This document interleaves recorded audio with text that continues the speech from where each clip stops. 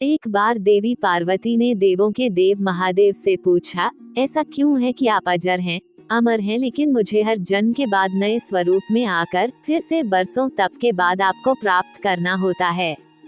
जब मुझे आपको पाना है तो मेरी तपस्या और इतनी कठिन परीक्षा क्यों?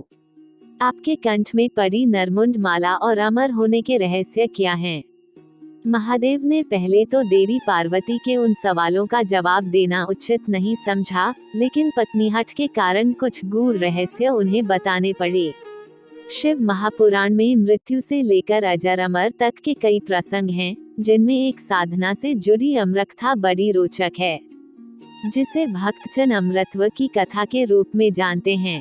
हर वर्ष हिमालय में अमरनाथ, कैलाश और मानसरोवर तीर्थ स्थलों में लाखों श्रद्धालु पहुंचते हैं।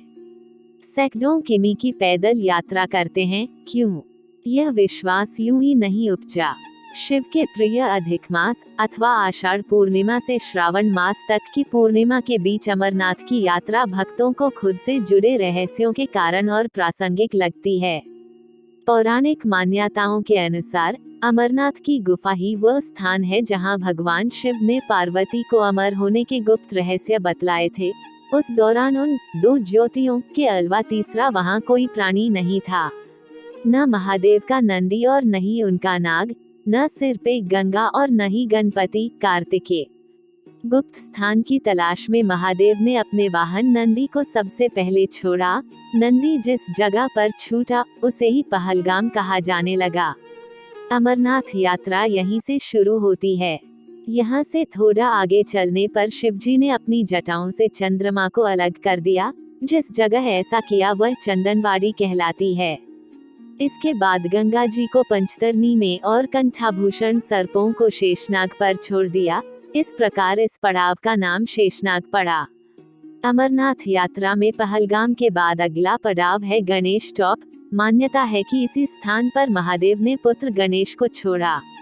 इस जगह को महागुना का पर्वत भी कहते हैं।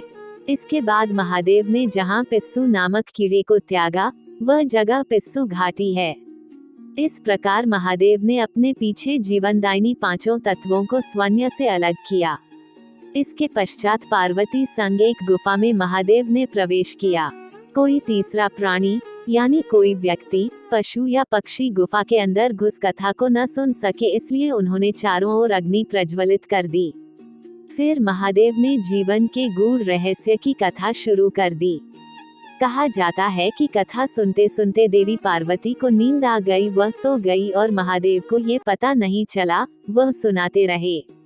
ये कथा इस समय दो सफेद कबूतर सुन रहे थे और बीच बीच में गूं गूं की आवाज निकाल रहे थे। महादेव को लगा कि पार्वती मुझे सुन रही हैं और बीच बीच में हुंकार भर रही हैं। चूंकि वैसे भी भोले अपने में मग्न थे तो सुनाने के अलावा ध्यान कबूतरों पर नहीं गया। दोनों कबूतर सुनते रहे। जब कथा समाप्त होने पर महादेव का ध्यान पार्वती पर गया तो उन्हें पता चला कि वे तो सो रही हैं। तो कथा सुन कौन रहा था? उनकी दृष्टि तब दो कबूतरों पर पड़ी तो महादेव को क्रोध आ गया।